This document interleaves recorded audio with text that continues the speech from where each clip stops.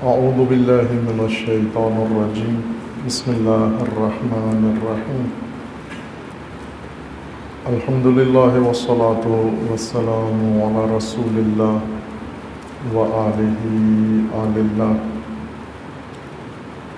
واللعنۃ الدائمۃ علی اعدائہم وأعداء اللہ من یوم عداوتہم الی یوم لقاء اللہ۔ عباد اللہ اوصیکم ونفسی بتقوی اللہ، اتقوا اللہ فإن خیر الزاد التقوی۔ بندگان خدا، آپ سب کو اور اپنے نفس کو تقوی الہی کی دعوت دیتا ہوں، تقوی الہی کی وصیت کرتا ہوں۔ تقوی اختیار کریں اپنی زندگی میں، اپنی زندگی کے تمام امور میں، اور زندگی کی اساس تقوی قرار دیں۔ اللہ تعالیٰ نے انسان کی ہدایت کے لیے نظام مقرر کیا ہے جس کی اساس تقوی پر ہے، بنیاد تقوی پر ہے۔ خاندان با تقوی ہو، ماں باپ با تقوی ہوں تاکہ اولاد با تقوی ہو۔ اگر یہ اہم نقطہ ماں باپ سے ترک ہو جائے، غفلت برتیں، بے تقوی والدین ہو جائیں، ان کے بے تقوی ہونے کا سب سے پہلا اثر ان کی اولاد پہ پڑتا ہے، اور اسی طرح نسلوں کے اندر بے تقوی ہونے کا اثر جاری رہتا ہے۔ ایسے تاریخی شواہد بھی موجود ہیں جہاں ایک خاندان بے تقوی ہوا، ماں باپ بے تقوی ہوئے، اور اس کے نتیجے میں ان کی نسلیں بے تقوی ہوئیں، اور بے تقوی ہونے کے نتیجے میں انہوں نے تباہی برپا کی، نقصان پہنچایا، دین کو نقصان پہنچایا، امت کو نقصان پہنچایا، سرمایہ دین کو نقصان پہنچایا۔ قاتلین کربلا ایسے ہی بے تقوی انسانوں کی اولاد تھی جس کے نتیجے میں وہ یہاں تک آ پہنچے۔ ان میں سے معروف خاندانوں کے افراد کربلا میں پہنچے جنہوں نے آل رسول کو قتل کیا اور ظلم کیا، اور اس کے بعد بارہا یہ داستان ظلم و ستم تکرار ہوئی، اور اگر ایسے افراد کی جستجو کی جائے تو اندازہ یہی ہوتا ہے کہ بے تقوی ماں باپ کا اس کے اندر زیادہ دخل ہے۔ لقمہ حرام بے تقوی ہونے کا ایک نتیجہ یہ ہے کہ اولاد کو لقمہ حرام کھلایا جاتا ہے، تغذیہ کیا جاتا ہے انہیں، اور لقمہ حرام انسان کو واعظ و نصیحت نہیں سننے دیتا۔ سید الشہداء علیہ السلام نے روز عاشور بارہا کوشش کی لشکر عمر سعد کو نصیحت کرنے کی، لیکن ہر دفعہ وہ شور شرابہ غل غپاڑہ کر کے امام علیہ السلام کی آواز نہ سنتے تھے اور نہ سننے دیتے تھے، دوسروں کو مانع و رکاوٹ بنتے تھے۔ امام علیہ السلام نے جب دیکھا کہ یہ حاضر نہیں ہے سننے کے لیے کسی صورت میں بھی، تو فرمایا کہ مجھے معلوم ہے آپ کیوں میری بات نہیں سنتے اور نصیحت پر کان نہیں دھرتے، آپ کے نفوس کیوں تیار نہیں ہیں، آمادہ نہیں ہیں، اس لیے کہ تمہارے پیٹ میں لقمہ حرام ہے، اور لقمہ حرام یہ اثر کرتا ہے۔ بے تقوی ہونے کی ایک دلیل یہ ہے، ماں باپ بے تقوی ماں باپ لقمہ حرام اولاد کو کھلاتے ہیں۔ نگاہیں ان کی ناپاک بنا دیتے ہیں، حیا بچوں کے اندر ختم کر دیتے ہیں۔ شرم جیسا گوہر جو خدا نے انسان کے لیے بنایا ہے، اور کسی موجود کو خدا نے شرمیلا نہیں بنایا، شرمناک انسان کو بنایا ہے کہ شرم آئے اس کو۔ بعض اوقات انسان کو نہیں آتی شرم اس وجہ سے کہ بے تقوی انسان ہے، اور بے تقوی گھر میں رہا ہے، جس وجہ سے اس میں حیا و شرم ختم ہو گئی ہے۔ تقوی الہی طرز زندگی کا نام ہے، انداز زندگی الہی ہو، خدائی ہو، ربانی ہو، نورانی ہو، دینی ہو، اس کا نام تقوی ہے۔ تمام زندگی کے امور و معاملات میں، نجی معاملات، خاندانی معاملات، کاروباری معاملات، معاشرتی و معاشی معاملات، سیاسی معاملات، تعلقات، دوستیاں، کاروبار، سب تقوی کے ساتھ متصل ہو، طرز تقوی ہو، انداز تقوی ہو۔ یہ نجات کا ذریعہ ہے، اللہ تعالیٰ نے مومنین کے لیے مقرر کیا ہے، اور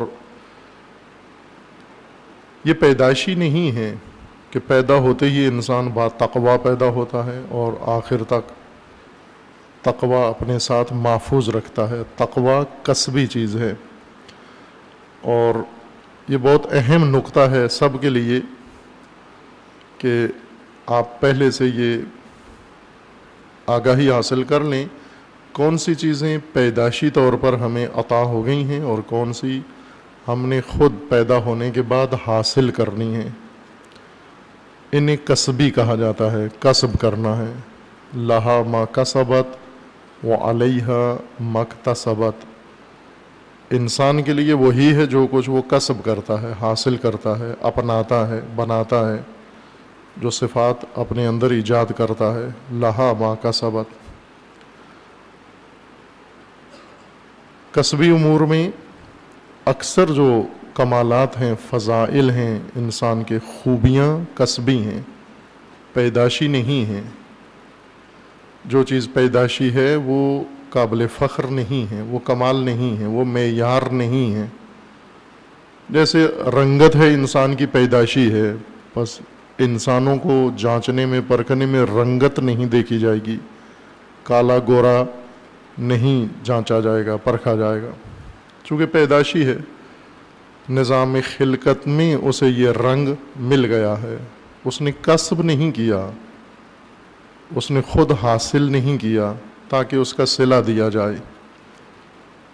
اسی طرح نسب ہے، آپ کسی بھی خاندان میں پیدا ہو گئے، پیدائشی صفت ہے، اسے پوچھا ہی نہیں جائے گا کہ کس نسب سے تعلق رکھتے ہو آپ۔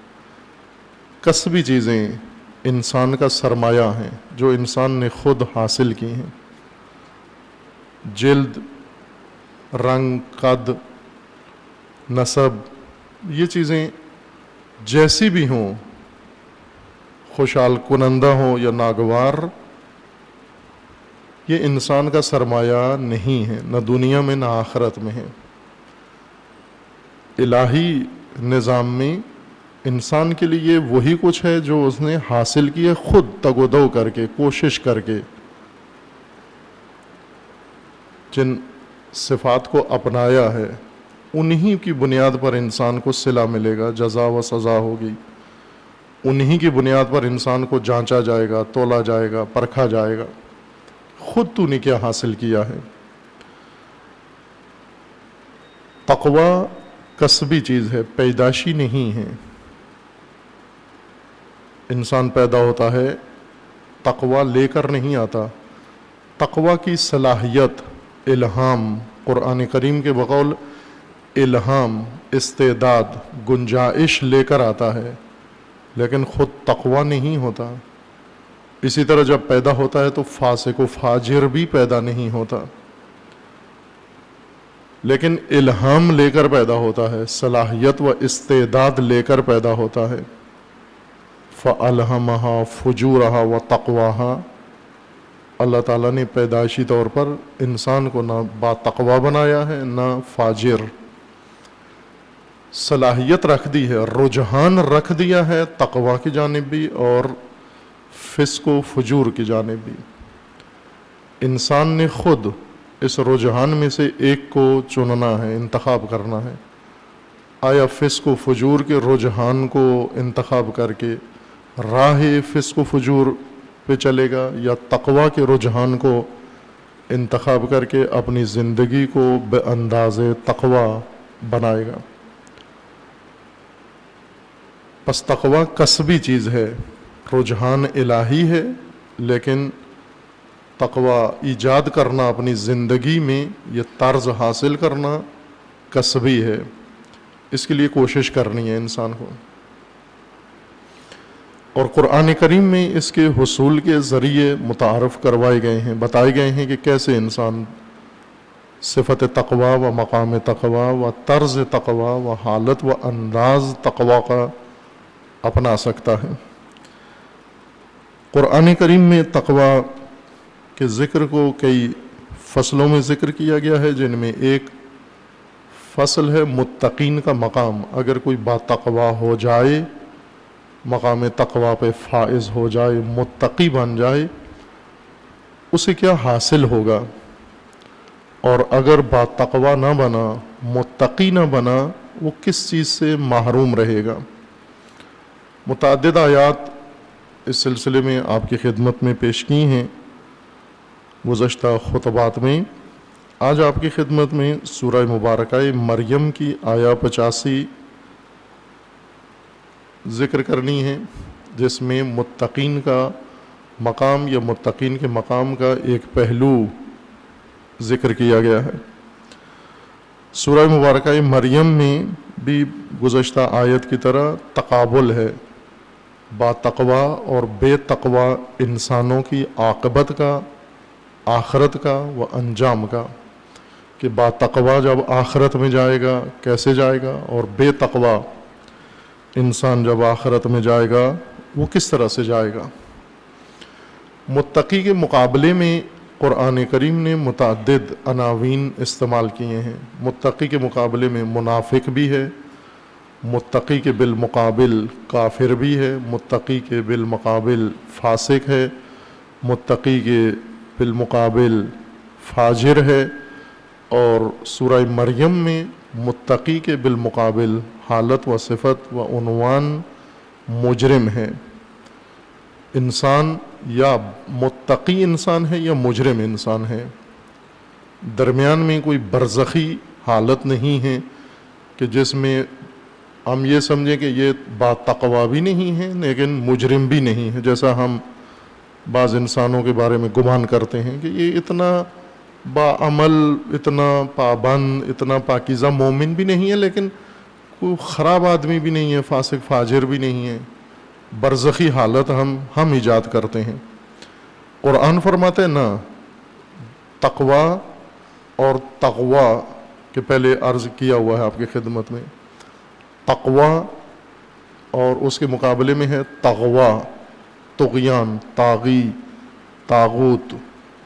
انسان یا متقی ہے یا طاغی ہے یا طاغوت ہے، یا با تقوی ہے یا با تغوی ہے. برزخی حالت نہیں ہے کہ نہ طاغوت ہو اور نہ با تقوی ہو، ایک حالت ہے اس کی. یہاں پر متقی کے مقابلے میں مجرمین کا ذکر ہے کہ دونوں کو محشر میں بارگاہ خدا میں حاضر ہونا ہے. با تقوی انسان بھی اللہ کی بارگاہ میں جائے گا، بے تقوی انسان بھی اللہ تعالیٰ کی بارگاہ میں جائے گا. کس طرح سے جائے گا؟ سورہ مبارکہ مریم میں ان کا ذکر یہ ہے کہ آیات ایک دوسرے سے مرتبط ہیں، یہ مضمون ایک ہی ہے، سیاق پورا ایک ہی چل رہا ہے، لیکن ساری آیات یہاں نہیں پڑھیں گے. آیا 84 میں ہے، 83 میں ہے، الم تری انا ارسلنا الشیاطین علی الکافرین تعزهم عزا. کیا آپ نہیں دیکھتے کہ ہم نے کفار کی طرف شیاطین کو ارسال کیا ہے، شیاطین بھیجے ہیں کافروں کی طرف۔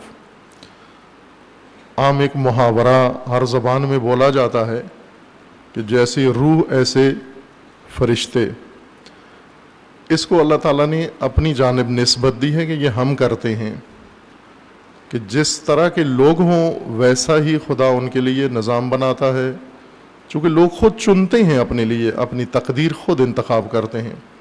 جیسی قوم ہوگی ویسے حکمران، جیسی قوم ہوگی ویسے رہنما،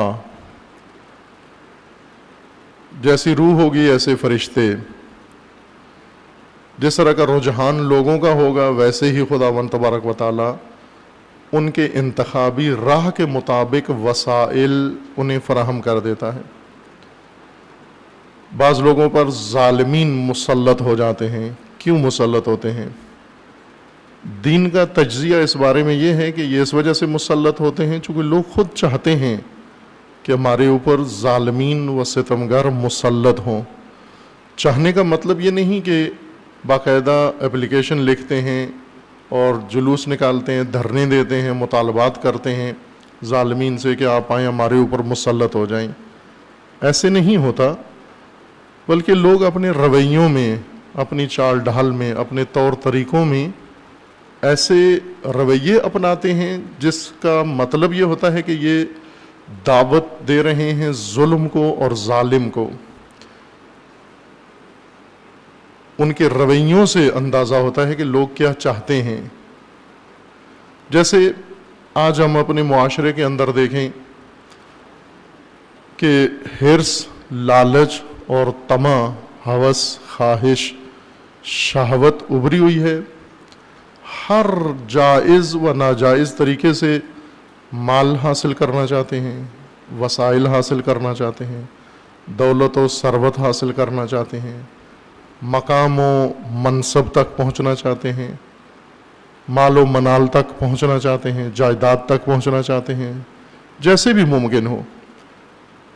کسی بھی انسان کو اگر کسی شہر کا ذمہ دار آدمی آ کر کہے کہ میں ویسے یہ پلاٹ تو کسی بیوہ کا ہے، یتیم کا ہے، یتیموں کا ہے، لیکن انہیں پتہ نہیں ہے یہ پلاٹ ان کا ہے، میں آپ کے نام کر دیتا ہوں، تو ہم فوراً کہتے ہیں لکھ دیں ہمارے نام۔ کوئی یہ نہیں کہتا کہ نہ یہ غلط ہے، یہ ظلم ہے، نہ کرو یہ کام۔ دوسرے کا حصہ آپ کے نام کر دیتے ہیں، حاضر ہے کرنے کے لیے، ملاوٹ کر کے۔ حرام گوشت اس وقت اتنا بک رہا ہے کہ حکومت بھی پریشان ہو گئی ہے کہ عموماً حکومتیں، خصوصاً پاکستانی حکومتیں، وہ اس قسم کے مسائل پہ کم ہی حساس ہوتی ہیں، چونکہ انہی کے زیر سایہ سب کچھ ہو رہا ہوتا ہے، سرپرستی کر رہے ہوتے ہیں۔ لیکن بعض اوقات یہ عوامی و عمومی، جب تک تو حکومتی سرپرستی میں سب کچھ ہو رہا ہوتا ہے، ہر چیز صحیح ہوتی ہے، لیکن جب دیکھا دیکھی سارے لوگ شروع کر دیتے ہیں تو پھر حساسیت ہو جاتی ہے۔ اب اتنی حساسیت ہے کہ حکومت نے باقاعدہ نوٹس لینا شروع کر دیا ہے کہ حرام جانوروں کا گوشت، ملاوٹ والی ادویات، دوائیں، ملاوٹ والے کھانے کی اشیاء، کوئی چیز پاک صاف ستھری نہیں ہے بازار کے اندر، ہر چیز آلودہ، اس وجہ سے کہ لالچ ہے، طمع ہے، ہوس ہے، مال و منال تک پہنچنا ہے ہر قیمت کے اوپر۔ جب لوگوں کا یہ رجحان بن جاتا ہے، عمومی رجحان سب کا، جس طرح ابھی ہمیں ہر جائز ناجائز طریقے سے مال و دولت تک اگر پہنچنا ہے، وہ خداوند تبارک و تعالیٰ بھی انہیں زبردستی ان کے لیے کوئی رکاوٹ پیدا نہیں کرے گا کہ یہ غلط طریقہ ہے، یہ نہیں پہنچ سکتے، راہیں کھل جاتی ہیں ان کے لیے۔ راہیں کھولنے کا طریقہ یہ ہے کہ ایسے شیاطین انسانی شکل میں آ جاتے ہیں جو ان کے رجحان کے مطابق ماحول بناتے ہیں اور انہیں یہ سارے وسائل فراہم کر دیتے ہیں۔ اس لیے اللہ تعالیٰ نے ان کو اپنی طرف نسبت دی ہے کہ ہم کرتے ہیں یہ کام۔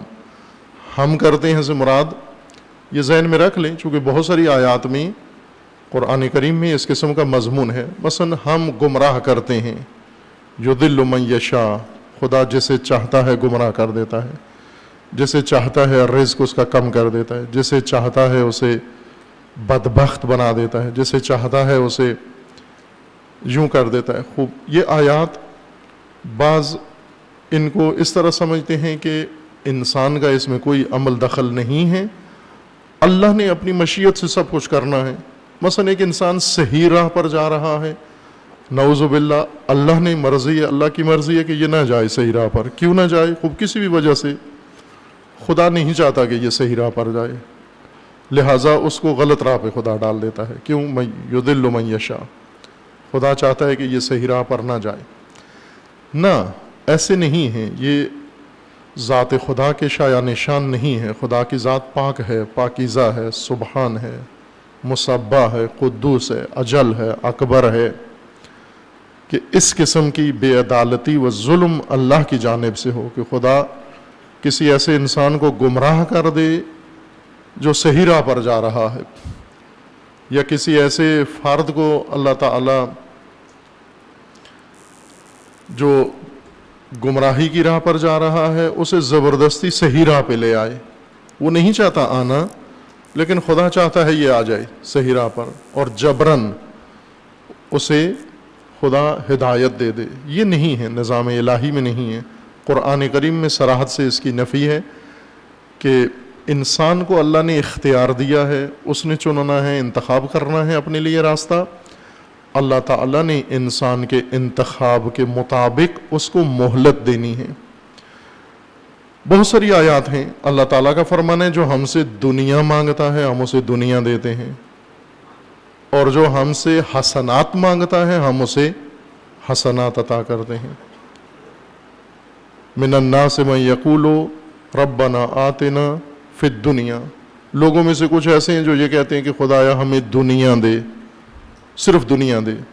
خوب آیا اسے دی جائے گی یا نہیں دی جائے گی؟ دی جائے گی. اور ایک کہتا ہے ربنا آتنا فی الدنیا حسنۃ وفی الآخرۃ حسنہ، اسے دیا جائے گا یا نہیں دیا جائے گا؟ اسے بھی دیا جائے گا، چونکہ اللہ تعالیٰ کا فرمانا ہے کہ ہمارا کام ہے دینا، ہم عطا کرنے والے ہیں، ہم انہیں بھی دیں گے اور انہیں بھی دیں گے، دونوں کو دیں گے.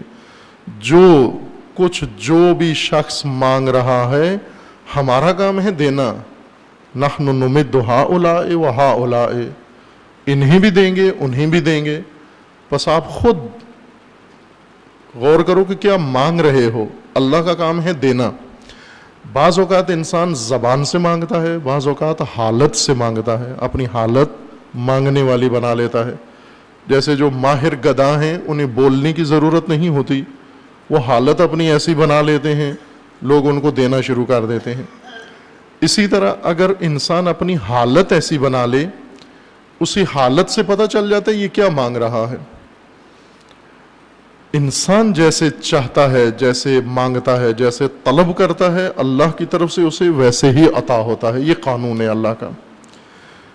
وہ لوگ جو گمراہی چاہتے ہیں ان کی طرف خدا شیاطین کو بھیجتا ہے.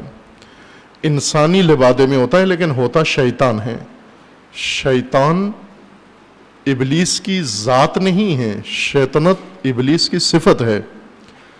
ابلیس نام ہے اس کا، شیطان عنوان ہے اس کا. جس طرح نبی کسی کی ذات کا نام نہیں ہے، کوئی انسان ذاتاً نبی نہیں ہے. ذات میں انسان ہے، صفت ان کی، منصب ان کا، عہدہ ان کا نبی ہے. یا امام کی کسی کی ذات امام نہیں ہے، ذات میں انسان ہے، اللہ نے انہیں عہدہ امامت عطا کیا ہے. اسی طرح جو گمراہ کرتا ہے وہ ابلیس ہے. شیطنت اس کے عمل کا نام ہے، شیطنت اس کی صفت کا نام ہے، اور جو بھی اس صفت میں آ جائے وہ شیطان ہے. وہ خناس ہے، شیطان ہے، جنوں میں سے ہو یا انسانوں میں سے ہو، یہ دونوں صورتوں میں شیطان ہے. کچھ لوگ اپنی حالت ایسے بنا لیتے ہیں، اپنا رجحان ایسا بناتے ہیں، شوق، کہ اللہ ان کی جانب شیطان کو بھیجتا ہے، شیاطین کو ارسال کرتا ہے. مثلا وہ دنیاوی کام کرنا چاہیں تو شیطان ہی ان کی طرف آئے گا، دینی کام کرنا چاہیں شوقیہ اپنی مرضی کا، شیطان ہی ان کی طرف آئے گا، ان کی طرف کوئی ہادی نہیں آئے گا، شیطان بھیجا جائے گا۔ کیوں شیطان بھیجا گیا؟ چونکہ ان کو شوق ہی شیطان کا ہے، ان کو شوق ہی شیطنت کا ہے۔ جو فتنہ ڈالنا چاہتے ہیں، جو فساد ڈالنا چاہتے ہیں، ان کی طرف تو ہادی نہیں آئے گا، فتنہ پرداز آئے گا، فتنہ گر آئے گا، فتنہ ساز انسان ان کی طرف بھیجا جائے گا، شیطان ان کی طرف روانہ کیا جائے گا۔ اب توجہ فرمائیں سورہ مریم کی آیت 83 کی طرف، الم تری انا ارسلنا الشیاطین علی الکافرین تعزهم عزا، کیا نہیں دیکھا آپ نے کہ ہم نے کفار کی جانب شیاطین کو ارسال کیا ہے؟ ہم نے ارسال کیا ہے، اللہ نے ارسال کیا۔ خوب کیوں خدا نے ان کی طرف نبی نہیں بھیجے؟ کفار کی طرف شیاطین کیوں بھیجے؟ اس لیے کہ شیاطین چاہتے ہیں کہ ان کی طرف، کفار چاہتے ہیں ان کی طرف شیاطین آئیں، منافقین چاہتے ہیں ان کی طرف شیاطین آئیں، جہلا چاہتے ہیں ان کی طرف شیاطین آئیں۔ ان کے منصوبے شیطانی ہیں، ان کے نقشے شیطانی ہیں، ان کے رجحانات شیطانی ہیں، ان کی نیتیں شیطانی ہیں، اس وجہ سے ہم نے شیاطین ان کی طرف بھیجے۔ تعزهم عزا، یہ شیاطین جا کر انہیں اکساتے ہیں، انہیں ورغلاتے ہیں۔ فلا تعجل علیہم انما نعد لهم عدا، خوب آپ جلدی نہ کریں، یہ نہ کہیں کہ ان کفار کو ختم کیوں نہیں کیا جا رہا، ان ظالمین کو نابود کیوں نہیں کیا جا رہا، ان فتنہ گروں فتنہ سازوں کو ملیا میٹ کیوں نہیں خدا کرتا، کیوں خدا ان کو برداشت کر رہا ہے؟ فلا تعجل، حکم ہے کہ آپ جلد بازی مت کرو، جلدی مت دکھاؤ۔ انما نعد لهم عدا، ہم نے تیاری کی ہوئی ہے ان کے لیے، بھرپور آمادگی ان کے لیے انجام تیار کیا ہوا ہے، آپ جلدی نہ کرو۔ اس نظام مکافات الہی میں ان کے لیے پوری تیاری ہے۔ اس کے بعد ہے آیا 85 میں ہے، یوم نحشر المتقین الی الرحمن وفدا، محشر کا وقت ہوگا، یوم حشر، نحشر المتقین، وہ دن جس وقت متقین کو محشور کیا جائے گا، لایا جائے گا، حاضر کیا جائے گا، الی الرحمن، بارگاہ رحمان میں انہیں حاضر کیا جائے گا۔ کس صورت میں؟ وفدا، وفد کی شکل میں انہیں حاضر کیا جائے گا۔ خوب اس آیہ کریمہ میں متقین کا بہت اعلیٰ و ارجمند مقام ذکر کیا گیا ہے کہ روز قیامت وہ لوگ جو دنیا میں باتقوا ہیں، متقی ہیں، روز حشر انہیں رحمان کی بارگاہ میں حاضر کیا جائے گا، اور وفد کی حالت میں انہیں حاضر کیا جائے گا، وفد بن کر جائیں گے یہ خدا کی بارگاہ میں۔ 3-4 الفاظ اس آیہ میں استعمال ہوئے ہیں، میں بعد کی آیہ پڑھ دوں پھر اس آیہ کی طرف لوٹتا ہوں۔ وَنَسُوقُ الْمُجْرِمِينَ إِلَى جَهَنَّمَ وِرْدًا، متقین کو رحمان کی بارگاہ میں حاضر کیا جائے گا وفد کی حالت میں۔ وَنَسُوقُ الْمُجْرِمِينَ، اور مجرمین کو ہانکا جائے گا، سوق دیا جائے گا، إِلَى جَهَنَّمَ وِرْدًا، انہیں جہنم میں ہانکا جائے گا، دھکیلا جائے گا۔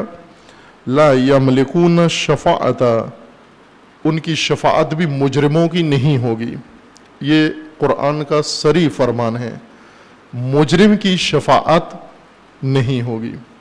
لا یملکون الشفاعۃ، کسی شفاعت کا حقدار نہیں ہوں گے، الا من اتخذ عند الرحمن عہدا، شفاعت کس کی ہوگی؟ جس کا خدا کے ہاں کوئی عہد ہے، مجرم کی شفاعت نہیں ہوگی۔ لا تملکون الشفاعہ، مجرم نہ خدا بخشے گا نہ اس کا کوئی شفیع ہوگا، اور اگر شفاعت ہوتی بھی ہے وہ شفاعت قبول نہیں ہوگی. یہ بھی قرآن کی صراحت ہے کہ خداوند تبارک و تعالی ان کے بارے میں کسی کی شفاعت کو قبول نہیں کرے گا. وَقَالُوا اتَّخَذَ الرَّحْمَنُ وَلَدًا لَقَدْ جِئْتُمْ شَيْئًا إِدًّا تَكَادُ السَّمَاوَاتُ يَتَفَطَّرْنَ مِنْهُ وَتَنشَقُّ الْأَرْضُ وَتَخِرُّ الْجِبَالُ حَدًّا. 2 آیتیں 85 و 86 آیت جن میں تقابل ہے متقین و مجرمین، اور دونوں کو قیامت میں حاضر کیا جانا ہے.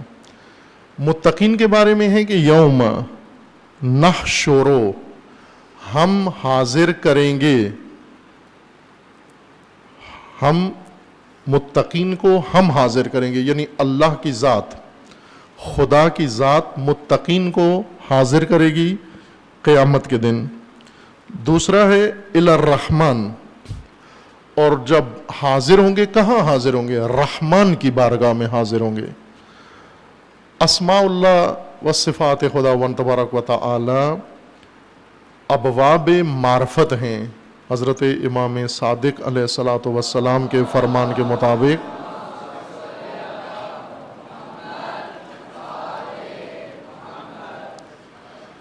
ابواب معرفت ہیں. اسماء اللہ عموماً یہ لوگ جو ورد کر لیتے ہیں، ہر چیز کو ورد بنا لیتے ہیں، انہیں اسماء اللہ بسا اوقات کہ اتنی دفعہ یا حی ہو یا قیوم کا ہو، اتنی دفعہ یا فلاں کا ہو، اس طرح اتنے الفاظ اتنے اسماء یاد کرو تو آپ کو یہ اثر ہوگا صرف زبان سے تکرار کا، اسماء اللہ کے تکرار کا.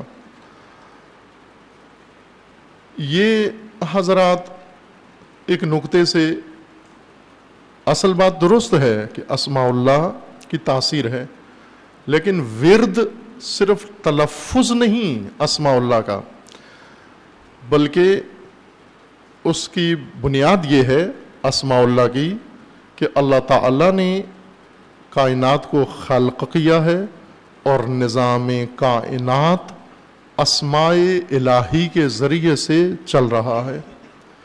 بنیاد یہ ہے اس نقطے کی کہ تمام نظام عالم اسماء اللہ کے ذریعے سے چل رہا ہے. تمام نظام عالم، مختلف معاملات، مختلف امور کائنات کے ہر ایک اسم مخصوص اس امر کو یا اس معاملے کو یا اس حصے کو چلا رہا ہے. ان اسماء اللہ میں تاثیر اس عنوان سے ہے کہ جب آپ اللہ تعالیٰ سے مثلا شفا مانگتے ہیں، خداوند تبارک و تعالیٰ سے، آپ مریض ہیں، اسماء اللہ میں سے ایک ممیت بھی ہے، محیی بھی ہے خدا کی ذات، حی بھی ہے، وہ ممیت بھی ہے اللہ کی ذات، مارنے والی ذات. اگر بیماری کی حالت میں اللہ تعالیٰ کو پکارنا شروع کر دے یا ممیت یا ممیت، تو یہ شفا نہیں مانگ رہا، موت مانگ رہا ہے، چونکہ اس میں ممیت سے اللہ کو پکار رہا ہے. اگر یہ یا شافی کہے یا من اسمہ دوا و ذکرہ شفا کہے، یہ بھی اسماء اللہ ہیں، ان کے ذریعے سے اس کو شفا نصیب ہوگی. رحمان اللہ تعالیٰ کا نام مبارک و اسم مبارک ہے. یہ اسم مبارک جو رحمت کا منبع ہے، خداوند تبارک و تعالیٰ دنیا میں جلوگر ہے رحمان بن کر، اور قیامت میں جلوگر ہے رحمان بن کر.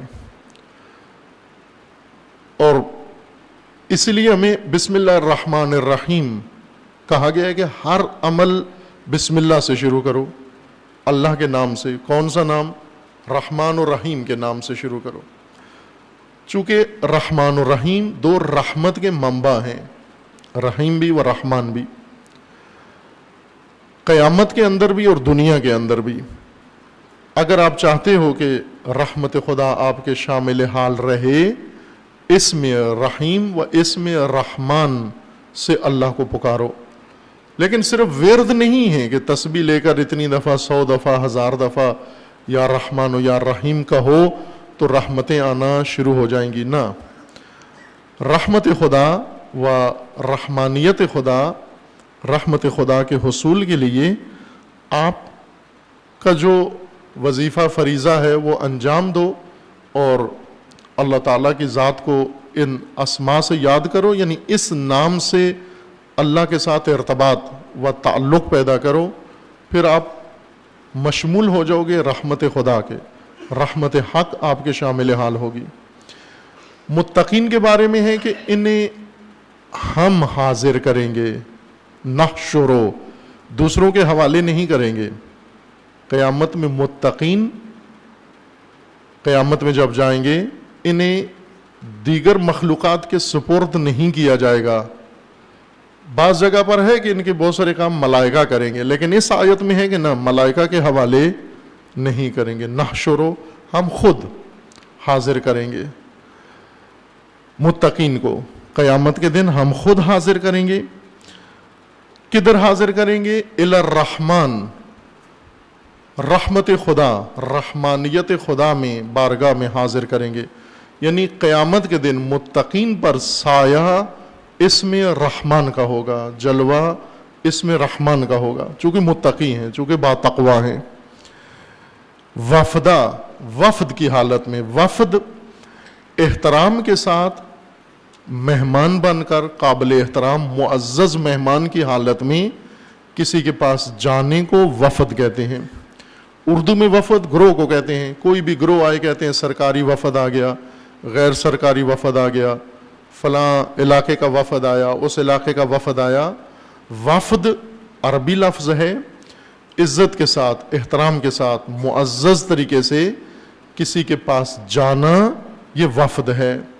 پس متقین معزز بن کر، مہمان بن کر، تواضع کے ساتھ انہیں حاضر کیا جائے گا خدائے رحمان کی بارگاہ میں، اور حاضر بھی خود خدا کی ذات کرے گی۔ ان کے مقابلے میں ہے مجرمین، انہیں کہاں لے جائیں گے؟ وَنَسُوقُ الْمُجْرِمِينَ، اور مجرمین کو ہانکا جائے گا، ہانک کے لے کے جائیں گے، نہ کہ حاشر کریں گے، حاضر نہیں کریں گے، ہانک کر لے کر جائیں گے، چونکہ مجرم ہیں۔ اِلَى جہنم، انہیں رحمان کی بارگاہ میں بھی نہیں لائیں گے، انہیں جہنم میں ہانکا جائے گا۔ وردن، وردن یعنی جس طرح کسی چیز کو کھڈے میں، کھائی میں پھینکا جاتا ہے، اس طرح سے انہیں پھینکا جائے گا جہنم میں، دھکیل کر انہیں جہنم کی طرف لایا جائے گا۔ لا یملکون الشفاعۃ، نہ شفاعت ہوگی ان کی اور نہ کوئی اور راہ نجات ہوگی مجرمین کے لیے۔ پس اس آیہ شریفہ میں متقین کے مقابلے میں مجرمین ہیں۔ مجرمین کا حال یہ ہوگا کہ انہیں ہانک کر جہنم میں دھکیلا جائے گا، پھینکا جائے گا، اور متقین کو اللہ کی طرف سے حاضر کیا جائے گا بارگاہ رحمان میں، اور وہ بھی وفدن، بہت ہی معزز احترام کے ساتھ، کہ بعض دیگر آیات میں متقین کے لیے وہ مقام ذکر ہوا ہے کہ باقاعدہ ملائکہ سلامی دیں گے متقین کو۔ بہشت سے پہلے یہ ملائکہ کی پاسنگ آؤٹ پریڈ دیکھیں گے متقین، یہ مہمان خصوصی ہوں گے، ملائکہ سلامی دیں گے متقین کو۔ جس طرح آغاز میں ملائکہ نے سجدہ کیا انسان کو، اختتام پر ملائکہ سلامی دیں گے بہشت میں جانے سے پہلے، اور ان الفاظ کے ساتھ کہ سلام علیکم، اے متقین، سلام ہو ملائکہ کا آپ پر، درود ہو ملائکہ کا آپ پر، کہ آپ اس ماحول میں رہ کر، اس قسم کے معاشرے میں رہ کر باتقوی رہے، آپ نے اپنا تقوی ضائع نہیں کیا۔ ہر طرف سے آلودگی تھی، ہر طرف سے فساد تھا، ہر طرف سے فتنہ تھا، ہر طرف سے آپ کے لیے شیاطین تھے، لیکن آپ نے وہاں پر اپنے آپ کو محفوظ رکھا اور محفوظ طرز زندگی اپنائی ہے کہ خداوند تبارک و تعالیٰ سب کو یہ مقام انشاءاللہ عطا فرمائے و نصیب فرمائے انشاءاللہ۔ اعوذ باللہ من الشیطان الرجیم، بسم اللہ الرحمن الرحیم۔ انا اعطیناک الکوثر فصل لربک وانحر ان شانئک هو الابتر۔ اعوذ باللہ من الشیطان الرجیم، بسم اللہ الرحمن الرحیم۔ الحمدللہ والصلاة والسلام علی رسول اللہ وآلہ آل اللہ لا سیما علی امیر المؤمنین علی ابن ابی طالب علیہ الصلاة والسلام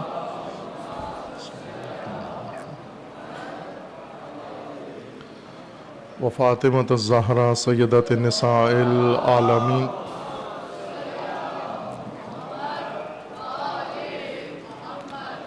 والحسن والحسین سیدی شباب اہل الجنہ وصبتی الرحمہ وعلی ابن الحسین علیہ الصلاۃ والسلام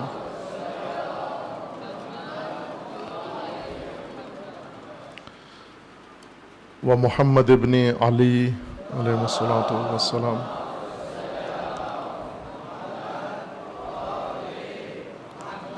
وجعفر ابن محمد اللہم صل علی محمد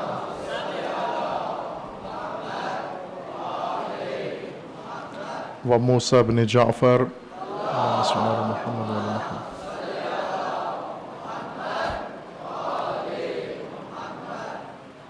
وعلی ابن موسیٰ اللہم صل علی محمد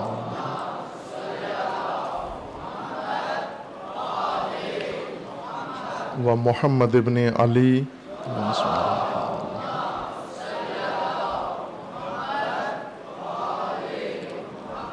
وعلی ابن محمد اللہم صل علی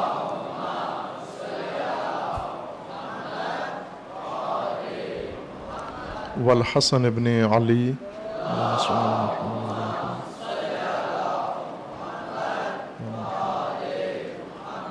والحجۃ ابن الحسن القائم المہدی محمد صلوات اللہ وسلامہ علیہ واللعن علی اعدائہم اجمعین من الآن الی قیام یوم الدین عباد اللہ اوصیکم ونفسی بتقوی اللہ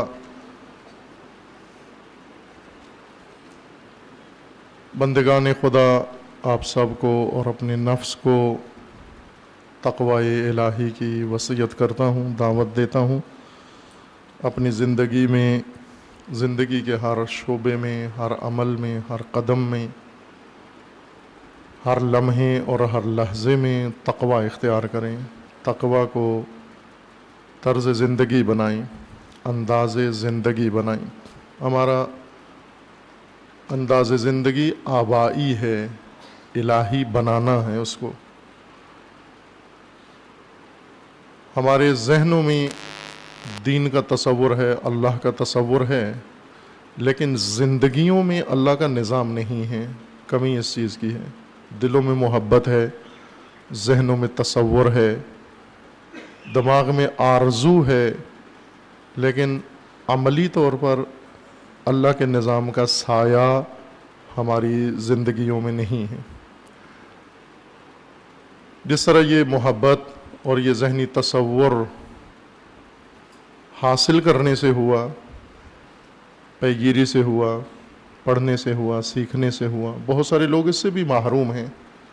ان کے دلوں کے اندر اللہ کی محبت نہیں ہے، ان کے ذہنوں کے اندر اللہ کا تصور بھی نہیں ہے۔ زیادہ لوگ زمین کے اوپر اس طرح کے ہیں جن کے ذہن خالی ہیں اللہ تعالیٰ کے تصور سے۔ وہ کس قدر شقی ہیں کہ ان کے اذہان بھی خالی ہیں، انہوں نے سنا ہی نہیں ہے، ان کی سماعتیں اجنبی ہیں نام خدا سے، شاید زبان پر کبھی ان کے اللہ کا نام جاری نہ ہوا ہو۔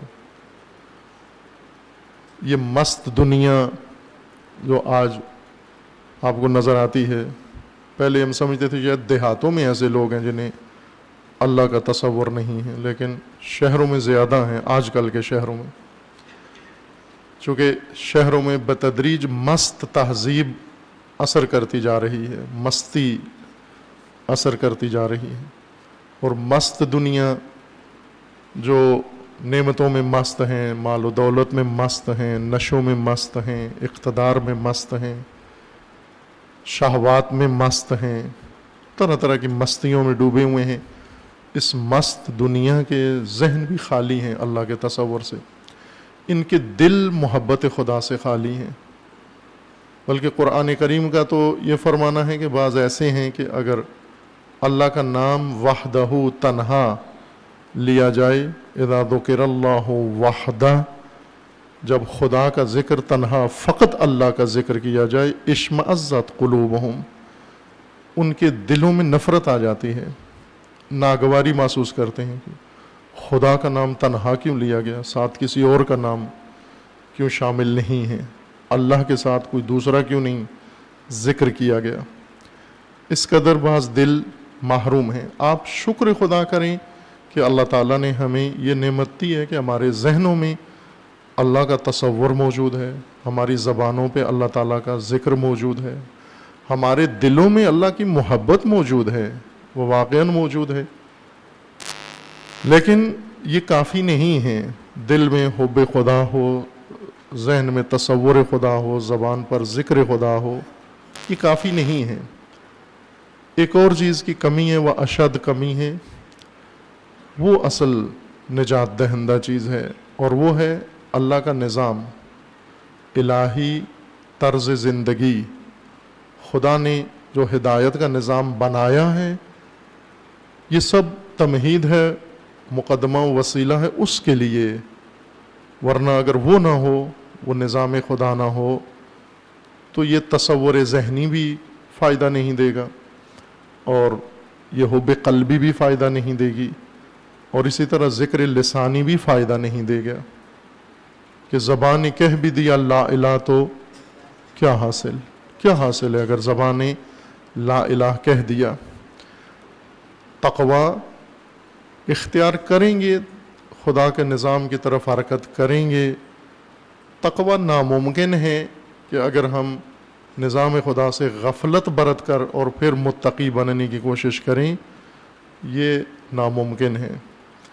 تقوی خدا نے مقرر کیا ہے طرز زندگی چھوڑنے سے تقوی حاصل نہیں ہوتا، زندگی ترک کرنا، ترک زندگی، کیونکہ بعض تقوی کے اصول کے لیے زندگی چھوڑ کر غاروں میں جا بیٹھتے ہیں، حجروں میں جا بیٹھتے ہیں، گھروں میں جا بیٹھتے ہیں، کہیں بھی الگ تھلگ ہو کر، دوسروں سے لا تعلق ہو کر اپنے تئیں یہ سوچتے ہیں کہ ہم گناہ سے دور ہیں، ہم با تقوی ہیں۔ اس طرح سے تقوی حاصل نہیں ہوتا۔ تقوی کے لیے نظام اللہ ہے، اور اس کی طرف رخ کرنے سے انسان با تقوی ہو سکتا ہے۔ یہ رجحان پیدا ہو، جمعہ، نماز جمعہ ہو، خطبہ جمعہ ہو، مجالس دینی اور مساجد، نماز جماعت، سب کا فریضہ یہی ہے کہ انسان کو با تقوی بنائیں، معاشرے کو با تقوی بنائیں، نظام کو با تقوی بنائیں، انسانی حیات کو لیے میدان تقوی فراہم کریں، سایہ تقوی فراہم کریں۔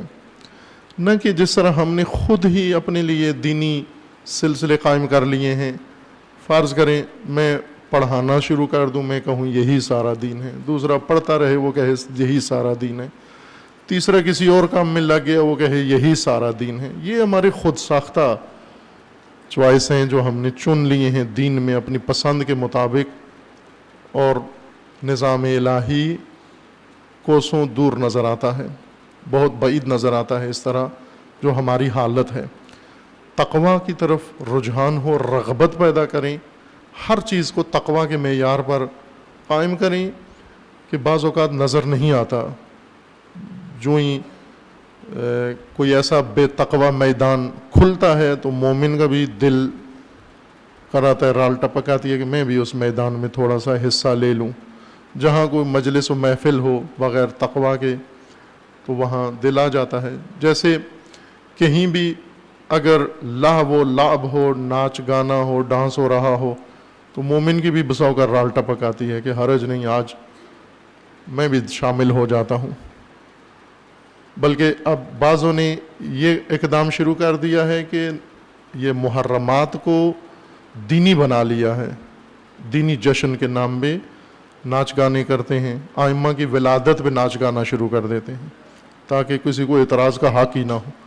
اور اگر کوئی کہے کہ ناچتے کیوں ہو، کہے گا دیکھو مولا کا مخالف ہے، دشمن ہے مولا کا،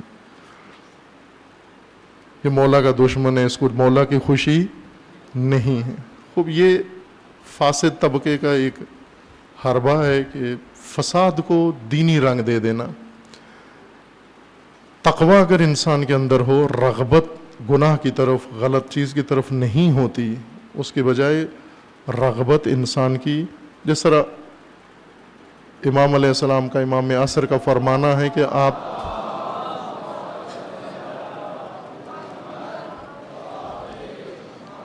کیا رغبت رکھو، کس چیز میں رغبت رکھو، رغبت تمہاری کس میں ہونی چاہیے، رال کہاں ٹپکنی چاہیے تمہاری۔ اللہم، یہ امام کی دعا ہے، امام یاسر کی دعا ہے، اللہم انا نرغب الیک فی دولت کریمہ۔ امام اپنے پیروکاروں کو فرماتے ہیں کہ دعا مانگنی ہے تو یہ دعا مانگا کرو اللہ تعالیٰ سے، یعنی اللہ تعالیٰ کے سامنے اظہار کرو، اے پروردگار ہم رغبت رکھتے ہیں دولت کریمہ میں، با کرامت و با شرف حکومت میں، نظام دینی میں، حکومت الہی میں ہماری رغبت ہے۔ کیسی حکومت، کیسا نظام؟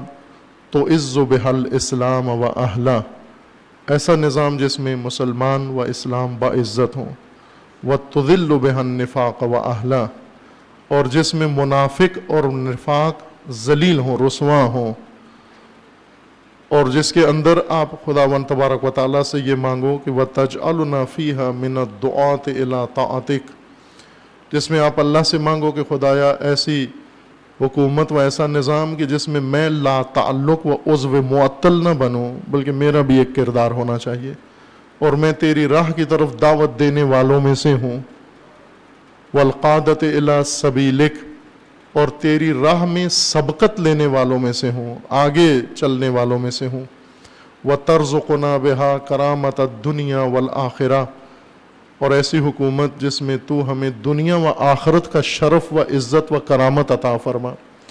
یہ ہماری رغبت ہے۔ امام فرماتے ہیں، امام زمان کی یہ رغبت ہے، پیروکار، امام کے پیروکار کی یہ رغبت ہونی چاہیے، رغبت فی دولت کریمہ۔ اب آج ہماری رغبت کس چیز کے اندر ہوتی ہے؟ ہم کن چیزوں میں رغبت رکھتے ہیں؟ ہم یہ سمجھتے ہیں کہ ذہنی تصورات ہماری نجات کے لیے کافی ہیں، وہ قلبی محبت ہماری نجات کے لیے کافی ہے، وہ عملی رغبت اس نظام میں ضروری نہیں ہے۔ اس کو سنجیدگی سے سوچیں، غور کریں کہ معصومین ہم سے کیا طلب کرتے ہیں، وہ کیا تعلیم دیتے ہیں ہمیں، کس طرف ہماری رہنمائی کر رہے ہیں۔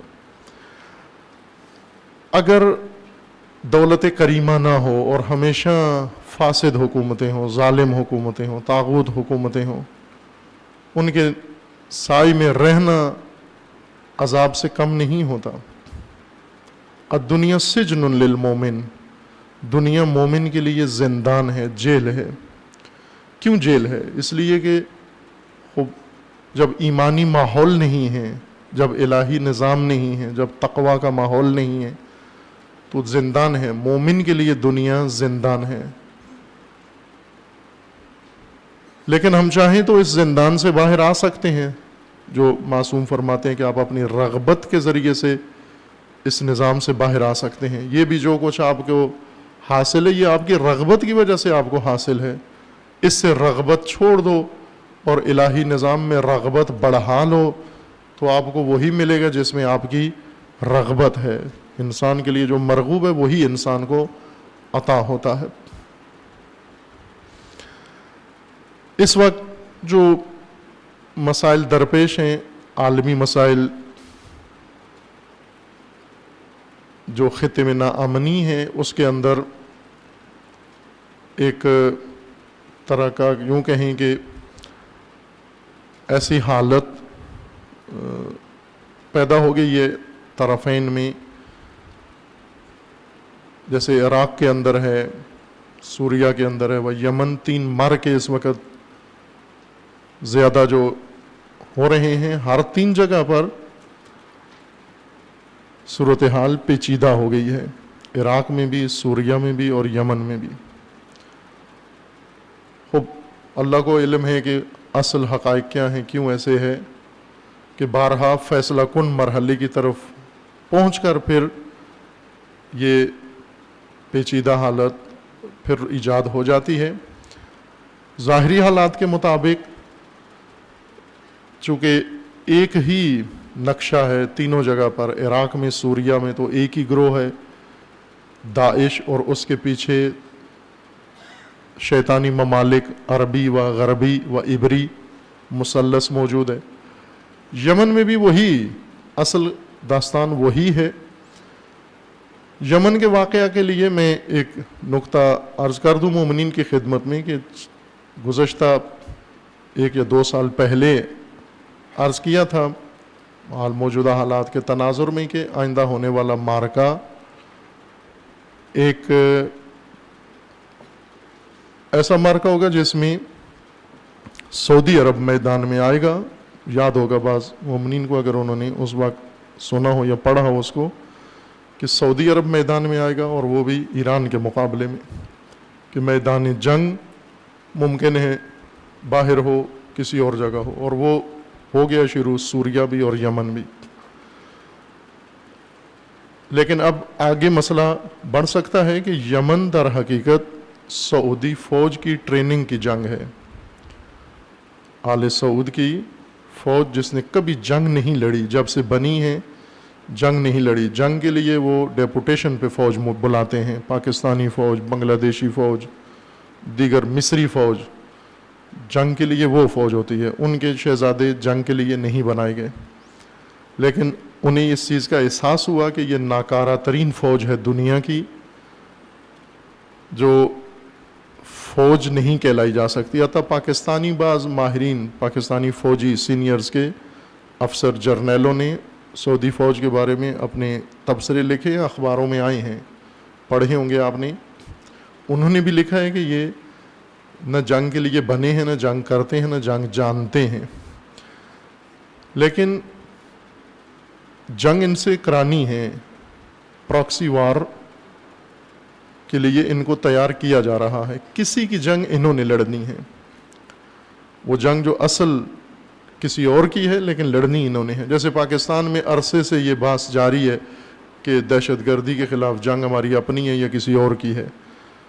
کچھ لوگ کہتے ہیں اپنی ہے ہماری، کچھ کہتے ہیں نہیں کسی کی جنگ ہے جو ہم لڑ رہے ہیں۔ جیسے افغانستان میں امریکہ کی جنگ تھی جو ہم نے لڑی۔ اسی طرح آیا سعودی عرب اپنی جنگ لڑ رہا ہے یا کسی کی جنگ لڑ رہا ہے؟ کسی کی جنگ لڑ رہا ہے، کسی اور کی جنگ تھی اور اس کو لڑنی ہے ابھی اپنی بقا کے لیے، ورنہ یہ باقی نہیں رہے گا یہ نظام آل سعود کا۔ 2 راہیں ان کے سامنے ہیں کہ یا یہ پراکسی جنگ لڑیں یا پھر ڈیموکریسی کے لیے سعودی عرب تیار ہو جائے، جمہوری نظام کے لیے، جیسا دوسرے ملکوں میں، عرب ملکوں کے اندر تحریکیں چلیں، سعودیہ بھی تیار ہو جائے اس کے لیے۔ اس سے بچنے کے لیے، اس انقلاب سے بچنے کے لیے ان کے پاس ایک آپشن رکھا گیا ہے کہ آپ یہ جنگ لڑیں جس میں اسرائیل کو تحفظ ملنا ہے۔ اصل جنگ اسرائیل کی ہے، اسرائیل کے پیچھے بھی مغربی طاقتیں ہیں، ان کی جنگ ہے اصل۔ اسرائیل بھی پراکسی وار کرتا ہے، اپنی جنگ نہیں لڑتا۔ اسرائیل مسیحی صہیونیت کی جنگ لڑ رہا ہے، یہودی صہیونیت کرائی کی فوج ہے، مسیحی صہیونیت کی کرائی کی فوج ہے۔ اصل جنگ ان کی ہے، مسیحی صہیونیت کی جنگ ہے، کہ جو پہلے کسی گفتگو میں واضح کر آیا ہوں۔ مسیحی صہیونیت کون سی ہے اور یہودی صہیونیت کون سی ہے؟ ہر جن دنیا میں زیادہ یہودی صہیونیت ہے، لیکن دنیا کی تمام فساد و فتنے مسیحی صہیونیت کی وجہ سے ہیں۔ مسیحی صہیونیت کے آگے جو کرائی کی فوج ہے، یہودی صہیونیت ہے، وہ ناتوان ہے۔ حزب اللہ کے ساتھ جنگ نے یہودی صہیونیت کا پول کھول دیا ہے کہ یہ نہیں ہے اس قابل کہ مقابلہ کر سکیں۔ یہ ضرب حیدری دریافت نہیں کر سکتے، برداشت نہیں کر سکتے صہیونی. اس لیے نقشہ بدلا گیا کہ اور فوج تیار کی جائے، تکفیری فوج تیار کی جائے. صہیونی فوج کافی نہیں ہے، عبری فوج کافی نہیں ہے، صہیونی فوج کا ایک اور لشکر تیار کیا جائے تکفیری. داعش اور اس کے متصل دیگر حلقے یہ اس نظام کا حصہ ہیں. یہ اور اسے بڑھا کے آگے پھیلایا جا رہا ہے پوری دنیا کے اندر. اس میں یمن کا مارکا خصوصیت کے ساتھ اس وجہ سے چھیڑا گیا ہے کہ سعودی فوج کو بھی ٹریننگ ہو جائے کہ یہ، اور ابھی تک نہیں، حتی ٹریننگ لینے کے لیے بھی تیار نہیں ہوئے. انہیں جتنا اکساتے ہیں کہ زمینی فوج اتاریں، یمن کے اندر داخل ہونے کے لیے تیار نہیں ہے، بلکہ سارا اپنا بارڈر چھوڑ کر واپس آ گئے ہیں. یمن کے ساتھ جتنا بارڈر ہے سعودی عرب کا، سعودی فوج وہاں سے فرار ہو گئی ہے. سارا زور ان کا جنگی جہازوں پر ہے کہ فضائی بمباری کر کے یمن کو تباہ کر رہے ہیں، اور واقعاً ویران کر دیا انہوں نے یمن کو بم برسا کر عوامی آبادی پر. یہ تربیت کے لیے بھی نہیں تیار، حملہ کرنے کے لیے تیار نہیں ہے.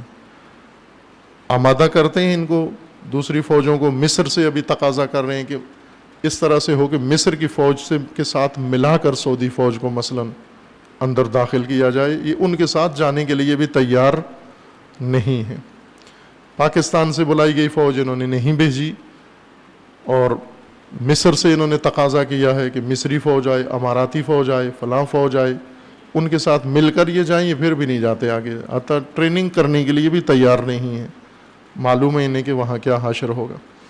یہ آمادگی اس لیے ہے کہ ایک اور جنگ کی تیاریاں ہیں کہ جو یمن یا سوریہ میں نہیں ہوگی، وہ ممکن ہے خود ڈائریکٹ ہو، کسی واسطے کے بغیر ہو. یہ شیطانی نقشے ہیں جو صہیونیوں کے، شیاطین کے بنائے گئے ہیں. دنیا اسلام کے لیے یہ فتنے گڑھے گئے ہیں، یہ مکر انہوں نے سوچا ہے. لیکن چونکہ دوسری طرف سے اللہ نے بھی فرمایا ہے کہ مکروا و مکر اللہ، شیطان اگر مکر کرتا ہے تو خدا ان کو اسی مکر میں گرفتار کر دیتا ہے. جنہوں نے داعش کا فتنہ بنایا تھا آج خود اسی کے اندر خود مبتلا ہو گئے. ترکی مجبور ہو گیا ہے اب داعش پر بمباری کرنے کے لیے، جس نے سارے وسائل فراہم کیے تھے. چونکہ جو گندگی اس نے دوسروں کے لیے بنائی تھی خود اس کے اپنے دامن گیر ہو گئی ہے. اپنا ملک ناامن ہوتا چلا جا رہا ہے. اور یہ قانون ہے، یہ مکر خدا ہے کہ جو بھی اللہ کے دین کے لیے، وہ بندگان خدا کے لیے فتنہ بنائے گا، خود اس فتنے کے اندر غرق ہو جائے گا.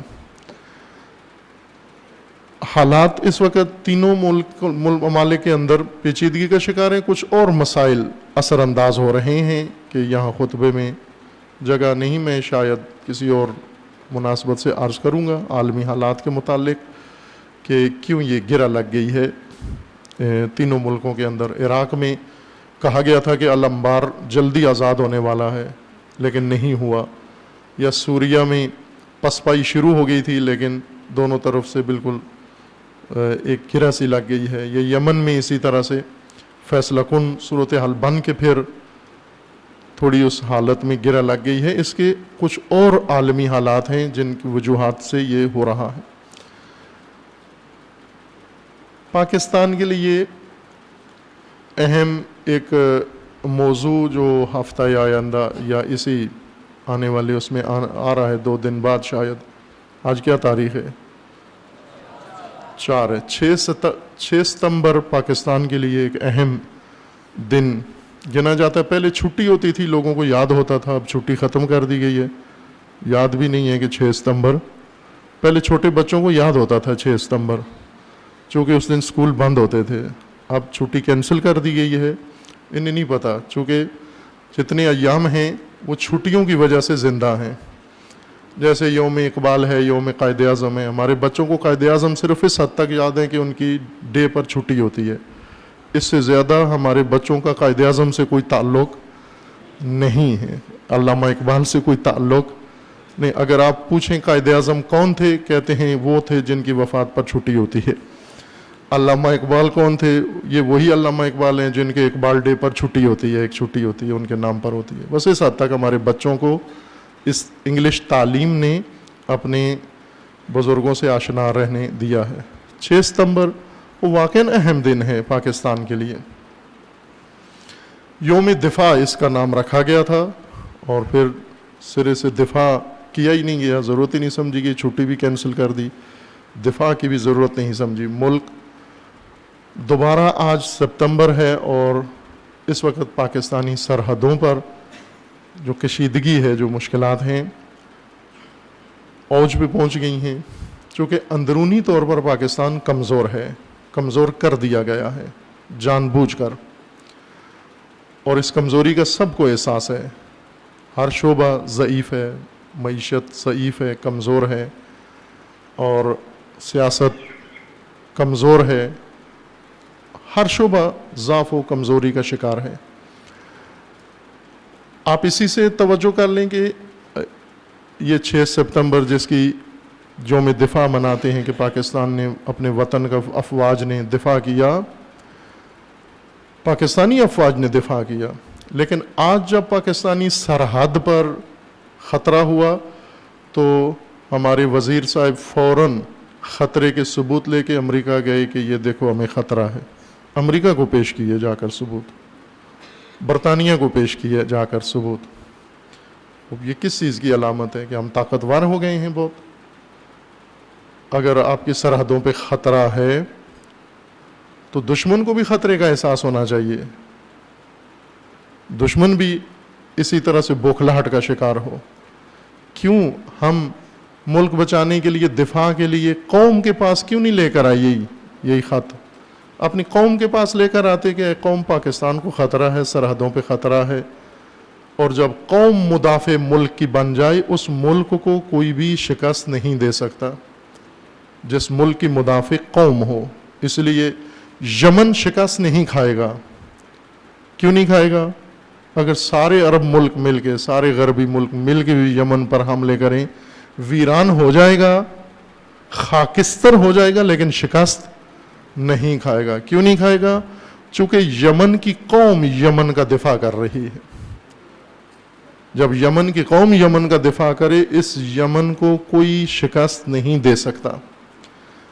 پاکستان کا دفاع اگر برطانیہ نے کرنا ہے، پاکستان کا دفاع اگر امریکہ نے کرنا ہے، پھر پاکستان کو کوئی بچا نہیں سکتا.